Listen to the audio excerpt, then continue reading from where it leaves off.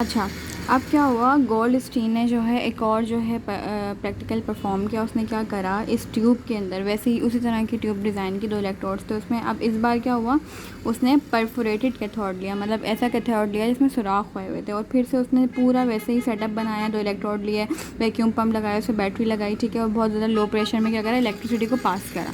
तो उसने क्या देखा कि इस बार क्या हुआ कि कैथोड के बिहाइंड कुछ फ्लोरेसेंस जो है बन रही थी, ठीक है। कैथोड के बिहाइंड क्या था, कुछ इनको फ्लोरेसेंस नज़र आई। इन्होंने क्या नोट करा कि इस बार कुछ रेज जो है एनोड से जो है कैथोड की तरफ जा रही थी, ठीक है, मतलब फ्रॉम पॉजिटिव टू नेगेटिव जा रही थी।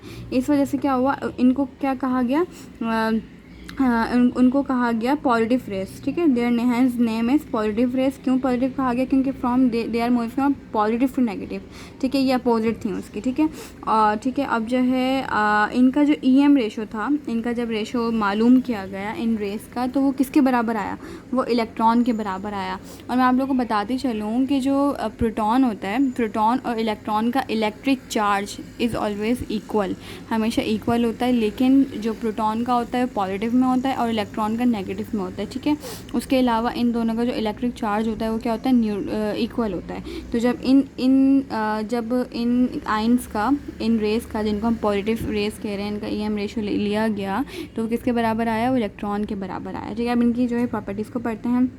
This particle which has a mass 183 time that of the electron. अच्छा, इनका जब मास चेक किया गया, वो कितना इनका जब वो चेक किया गया तो उनका मास इलेक्ट्रॉन से 1839 मतलब 1836 टाइम्स ज़्यादा आया मास।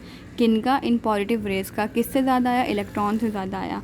तो इसलिए उनको प्रोटॉन कहा गया, क्योंकि अगर हम मास की बात करें तो प्रोटॉन का मास हमेशा इलेक्ट्रॉन से ज़्यादा होता है, ठीक है। और उसका जो चार्ज की बात करें तो चार्ज हमेशा क्या होता है, इक्वल होता है, ठीक है। इन्होंने क्या कहा कि the charge of all proton is found numerically equal to the electric charge of electron, ठीक है। इलेक्ट्रॉन की जो है उससे जो है चार्ज से मैच किया गया, इसलिए कन्फर्म हो गई बात कि जो पॉजिटिव रेस थी वो क्या थी, वो प्रोटॉन थी, ठीक है। An atom is neutral in charge, show atom has equal number of electron and proton. एक एटम जो होता है जिस पे कोई चार्ज नहीं होता, जो कि न्यूट्रल होता है, तो हमेशा ये बात याद रखने वाली है कि उसके पास इक्वल नंबर ऑफ इलेक्ट्रॉन्स और प्रोटॉन्स होते हैं, सही है। अच्छा, एक और बात क्या याद रखनी है इसमें कि जो है